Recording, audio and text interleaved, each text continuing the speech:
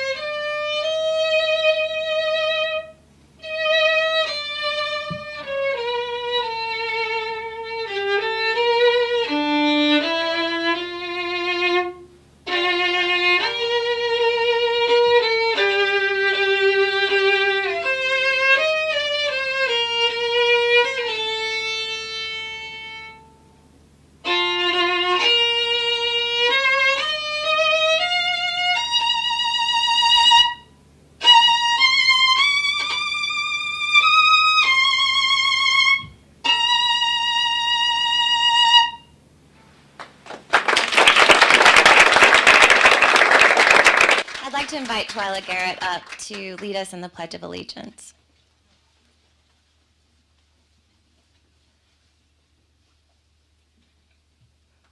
Good morning, good afternoon. I'm in 4 different time zones, so good afternoon. Can we all recite together? I pledge allegiance to the flag for the United States of America, for to the republic for which it stands, one nation, under God, indivisible, with liberty and justice for all. Thank you. You can stay.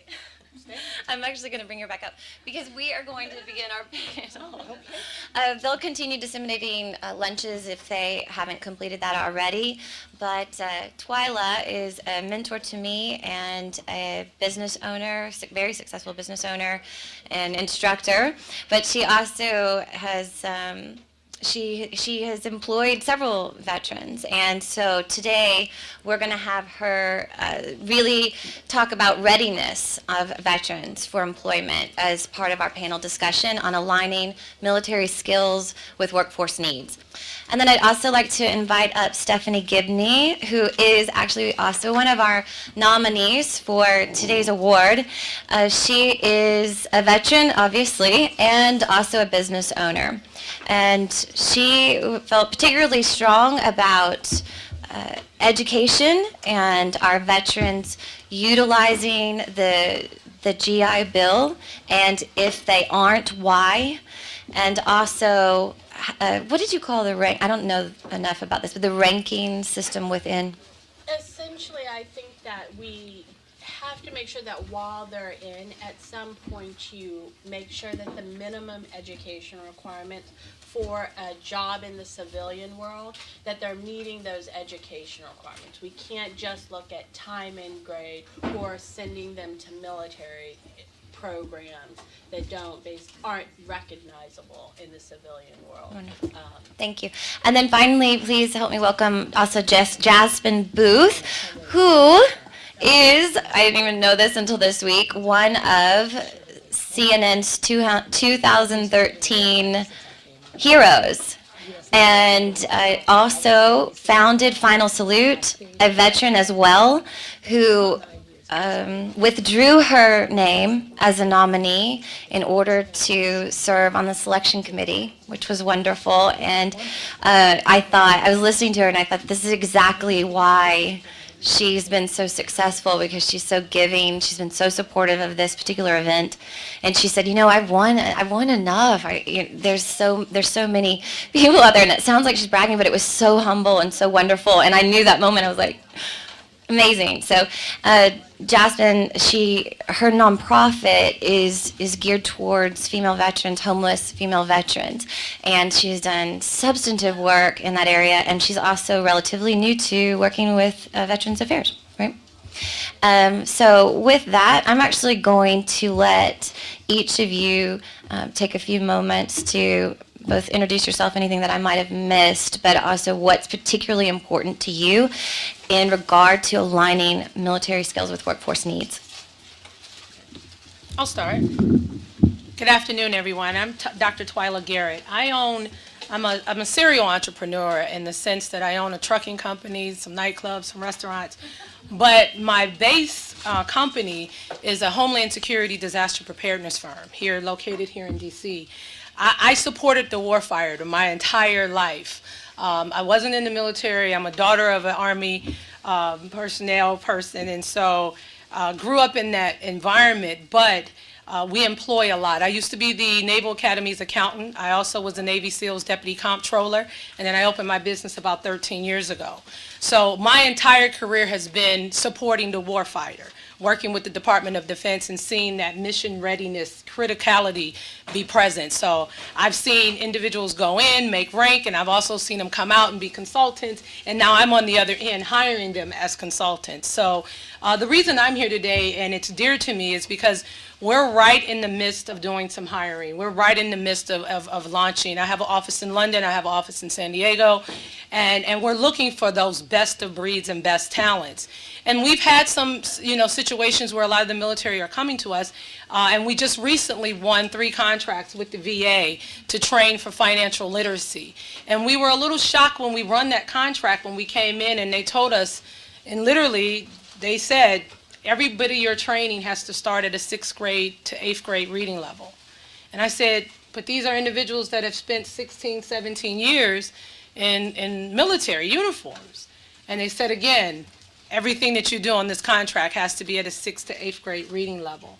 And we found it very difficult when we kicked off the Loma Linda, LA, and San Diego contract. As they were moving forward and we were training, these individuals have tremendous abilities, but are they portable in porting over to the commercial side of the house? And how they actually sell themselves is a lot different. So my key here today is to express what we've gone through and what we hope to be able to learn. Especially, I'm very interested in our other panelists and how the information they have on the nonprofit side, because I like to see how we can better posture ourselves and to bring in more veterans, have them well trained, and be able to compete with those individuals that are coming out who are very strong competition candidates for them, but to be able to make sure that they can compete and understand that whole, because I grew up in that environment, that military rank and command and control, it's in my blood, and I see it's in their blood, but it's definitely, you have to differentiate that when you have a corporate culture. So how to be able to bridge those two. Hi, my name is Stephanie Gibney. I own Accounting for DC, which is a local tax and outsourced accounting firm in the district. Your thoughts probably align well with mine. I am the daughter of 2 retired Army parents. My mother, like myself, joined at 17. My mom now is an SES2 with the government, and she obtained both her master's and her bachelor's through the military while she served. My mother retired very young. You have to think she pulled a full retirement before she was 40.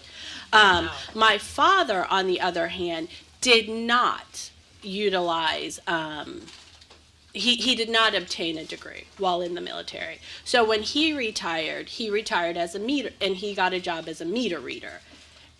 A lot of walking for a middle-aged man. So my thought process is we've got to really push people to obtain degrees that will allow them to compete in the civilian world.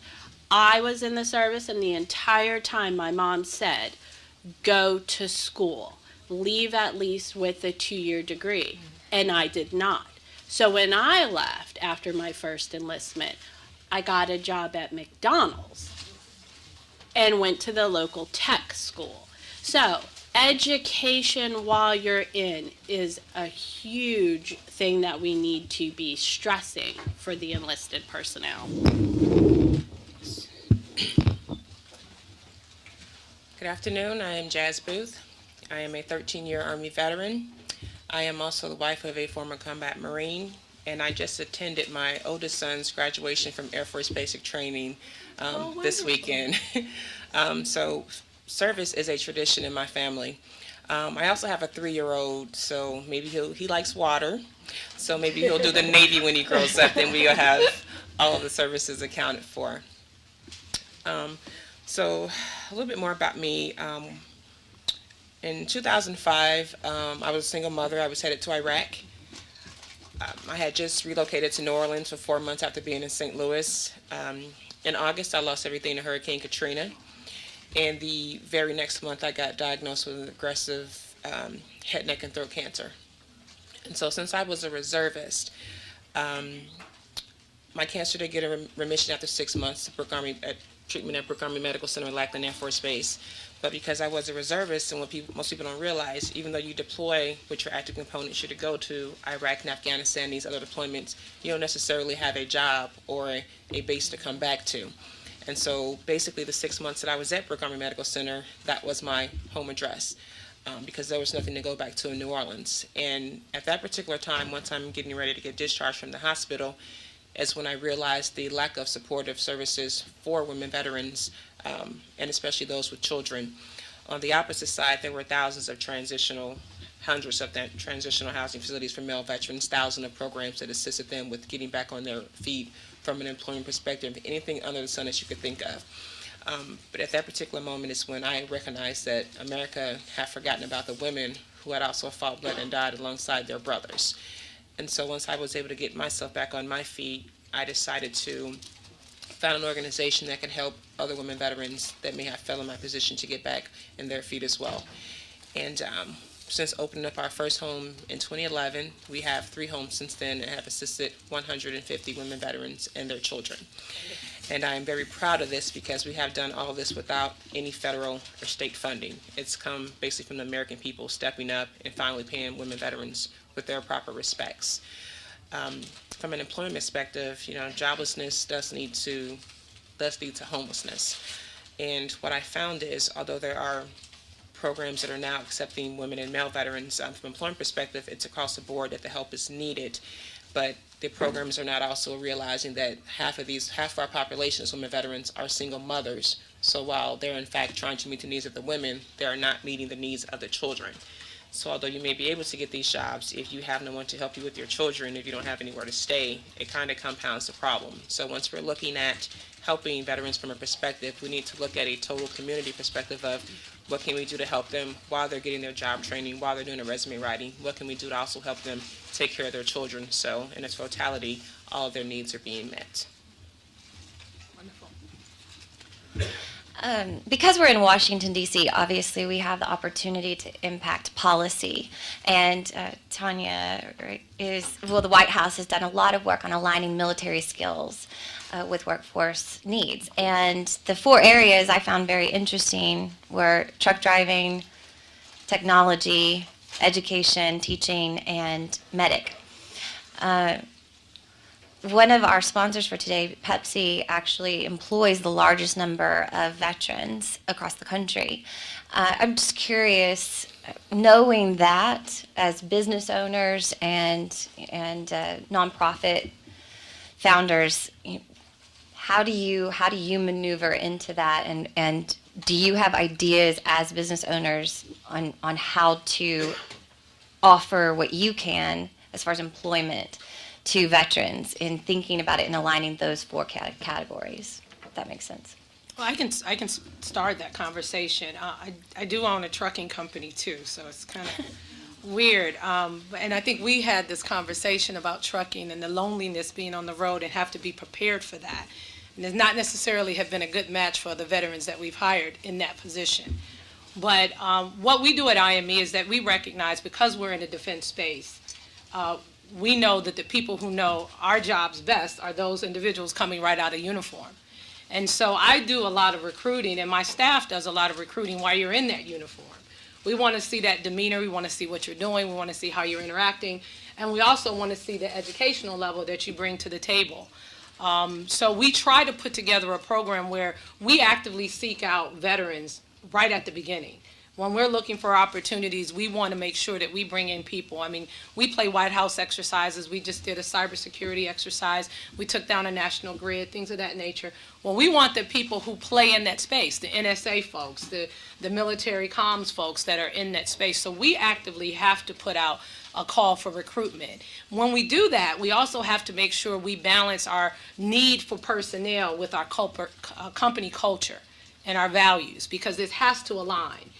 We have to make sure that those individuals know that I'm not, even though I'm the owner, but I'm not the admiral. I'm not going to talk to you like an admiral. I'm not going to give you all these orders. I'm a very hands-off. I believe I give you a rope.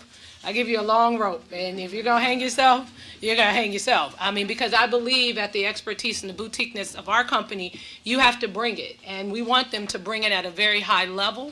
And in order to do that, you don't want anybody riding your back. It's been interesting because a lot of the veterans that we've hired, Lindsey, they've actually wanted us to ride their back. They were so used to that, Twyla, what's next? And I'm like, what do you mean what's next? You know step 2?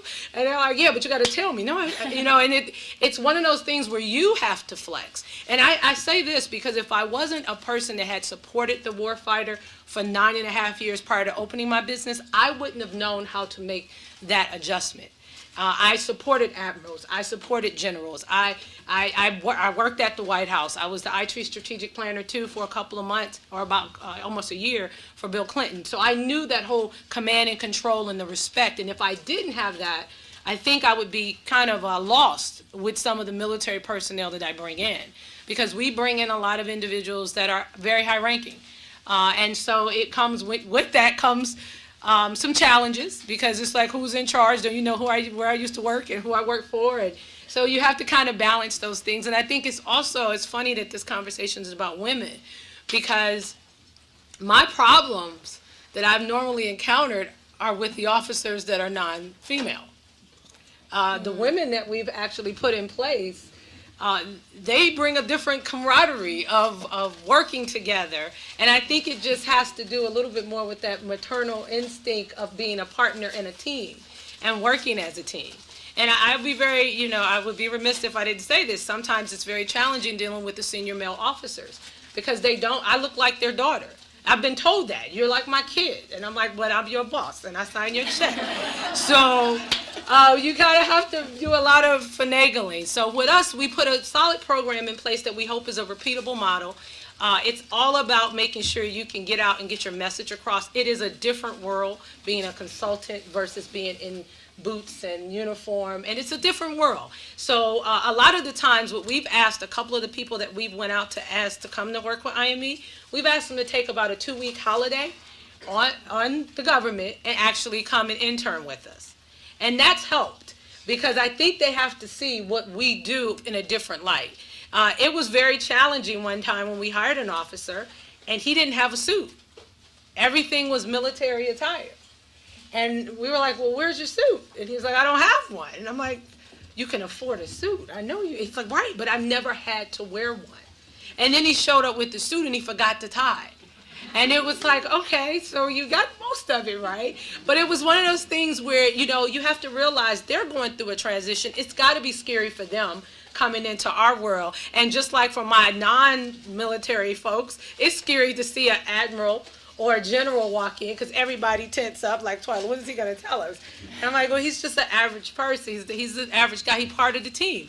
So it's one of those things where it's a learning curve. So we actually do like some role playing in those 2 weeks that they take off, where they see us in some of our program meetings, and then we tell us a little bit about your experience. Tell us how many people you led. What was your management style? So we can kind of get a flavor for them. And prior to hiring them, it gives us an opportunity to tell whether or not they'll be a great fit for us, because we are a little non-traditional in the company, and so I want to make sure we be able to bring that type of flavor. Jasmine, I would like for you to speak to this too, because of your work.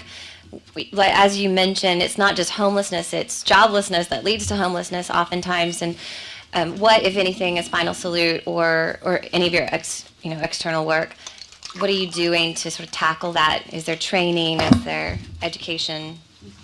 I will tell you, we've been just lucky. We're not really lucky. Well, we're dealing with a population who's, they've had leadership, they've had experience, they've had responsibility. So it's not, because when people think about homeless, they think of, living under the bridge or sleeping on the park bench. They don't realize that there are phases, to this and different components that go into what makes up a homeless person, or in my case, a homeless woman veteran.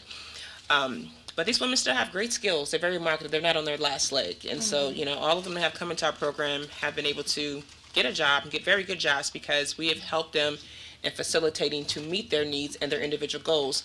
A lot of the programs that I've seen as veterans are developing programs with the mindset that they know what veterans need, as opposed to asking them, what are your needs? Where do you see yourself? And point blank period, no woman likes to be told what to do. So if you're very true. So if you're asking her what does she want to do and how can you help her get to that place where she wants to be, they just go at it. There's no extensive handhold or anything needed, because again, these are veterans. They've done that. They've led teams. What I've seen in the civilian world is you see a lot of these company CEOs that'll go on the TVs or they'll go to these shop fairs and they say, hey, we want to hire veterans and we want to do X, Y, and Z. The issue is the CEO is not the person that's getting that resume in HR and doesn't know what they're looking at. In addition to what's on that resume, what's not always accounted for is people don't know how to, take in what leadership they've done, what they've done from a leadership perspective, leading people into combat, leading teams, building, systems, and just, going into situations and making things happen. Those are skills that from any military perspective, from any military person, whether they've been enlisted or officer, that you can always count on having and giving them that guidance. Yes, we like structure. We like to know, where's the operations order? Yes. What are we doing next? Who are we working with? Where's our objective? That's just us. We're sorry. Right. But that helps us, though. That actually helps us build out processes that it didn't have. So it's a really good blend of being able to receive, not just be able to give out. You can't just give out orders, even as a CEO. You got to be able to receive that feedback. And we've gotten some amazing feedback from our veterans that come in and say, hey, you might want to document this process, and we can streamline it by doing X, Y, Z. So I would agree with you. Yeah, and ironically, I was actually at 88 Mike, which is a motor transport operator when I was enlisted in the military. So I've had I don't know what Pepsi is, but I've had my time with the trucks too. But sometimes you don't always want to do what you've done for 20 years or 15 years or 10 years. And so sometimes that transition is, I want to do something new. But, people looking at the experience you've had, hey, we want you to do this. I have no desire to drive trucks anymore, but sometimes that transition is, trying to branch out into something new.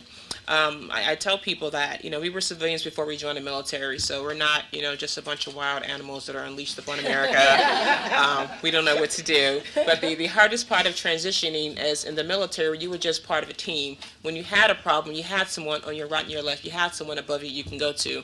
Once you become a veteran, you become an individual. Right. And that is the scariest part. You don't have those connections anymore, those people to go to and bounce off, ideas. You get a bag of brochures and numbers and handouts, and that becomes the rest of your life. Once you start transitioning out, once you become a veteran, it's too late to start looking at, okay, what I want to do. And although some of these military programs are great, it's not the military's responsibility to teach me how to be a civilian and teach me to transition into civilian life. It was their responsibility to teach me how to be a soldier, and that they did very well. So I think the lack of that transitioning is on the American people part. So all they're doing is saying, shaking your hand, thank you for your service. There's a lot more that could be done, once we could get out to make us then feel like we're part of the American family. I was actually going to be my next question, because a few people have asked, why are you honoring female veterans? Because we're not a veterans organization. I don't claim to be a veterans organization. But I did see the need. What I wanted to ask was, what can we do as regular citizens to help with that transition, and what can we do as a collective, as individuals, in your estimation? Do you want to I would say my focus would be more on not people who did long enlistments, not officers. It's the younger people who are doing maybe 1 or 2 enlistments and then leaving the service. Because unfortunately, like in my case, at 17 to join, I was a child. I left my parents' home and the public school system, and I joined the military. That provided me with clothing, food, shelter, health insurance. They told me where to work, what to do, how to get there. They mapped out my life. And so the problem is whenever I left that system, I had never made a decision for myself. I did not know how to get the electric turned on because they provided electricity for me. And understanding that some of these younger people applying for these jobs where you see that they have given service to their country. I can imagine I did not have the best resume because I had no idea what I wanted to do. but I knew I didn't want to do what I had been doing. And so maybe as an employer, looking at some of the people coming to you who they are not officers, they are not retiring and getting a retirement. They may in fact still very much be maybe not children, but definitely young adults. And they may need for you to kind of investigate, pull it out of. Maybe they have skill sets, but they're not presenting it to you in the best of ways, and seeing how you can utilize them within your organization. Some of them, in fact, are going to need a chance. Can I comment on that as well? I think we all have to look at what we do. I think if everybody looks in their own private circle, you know someone that's either a veteran or is in the military right now that's coming out or is coming back home. Everybody knows someone. And I think it behooves us, because one of the things that I think a lot of people have done is that you've celebrated the fact that they're fighting for us, but we're not helping them actually understand when they get back what to do to get to the next level. I mean, we have to be realistic with them. I had a vet tell me, Twyla, you're very harsh on my resume. I said, I'm not harsh. I'm just telling you what you need to get this job. And he said, but I'm a vet, and this is the true story. You have to take my service into account. I said, you have to learn how to compete amongst everyone. And it takes all of us to help people be realistic. If you don't have the best resume, don't sugarcoat someone just because they came back from Afghanistan and say, oh, you did a great job, I'm so glad you're home, your resume is great, I'm going to send it out to 15 people. And you know how many resumes I get every week from veterans, and their resumes are horrific. Horrific. So you've done them no due diligence. You've done them no favor, because when it comes to me and I see that, and then I compare that to a person who may have had it done for $50 from someone else that looks sharp and articulate, and it's talking about all the processes of teamwork and team building and things of that nature, that's what they have to compete with. So I think it's for everyone to be honest with the people that share information with. I know I get calls a lot, not just because I'm a business owner, but people know I know other people. A lot of people call me just to say, hey, can you get my resume to Booz Allen? Can you get my resume to Northrop Grumman? Can you get my... It would be, first of all, I don't refer anybody that I don't believe in, and I'm not going to send over junk. So because of my own personal characteristics and quality, I take the time to actually help edit that resume to make sure it stands out like a sore thumb. And then I say, hey, I back this person. Hire them if I don't have any opportunity. So I do think we all have to be real with everyone that comes back. There are some individuals that are not prepared. There are some individuals that have come back with some challenges that are not necessarily ready for that type of environment where it is a little bit more aggressive. Remember, we're for profit. So not that we're going to go cutting people's throats, but we in the game to be in the game. I'm not here. I mean, I have a charity organization that I fund, but we're in it to be profitable and to also make sure that everyone on the team is profitable. And to do that, you got to have the best players all rowing in the same direction in the boat. And so if you don't have that, I think it's key that we really be real with individuals. I mean, I support the warfighter more than anyone. And I look at my dad and the wounds he has on his back. He was a fighter in the Army. So, you know, I believe in what they've done, and I'd say thank you. Thank you both for your service. I mean, thank you. And so to do that, and part of my thanks is to say I want to look back and make sure that you can get the best opportunity when you come home. So I think we all need to look at that. And maybe this weekend or this week, you know, some veterans say, send me your resume. Let me take a look at it for free and see if I can help you edit that. Or maybe I can make a couple calls on your behalf. And then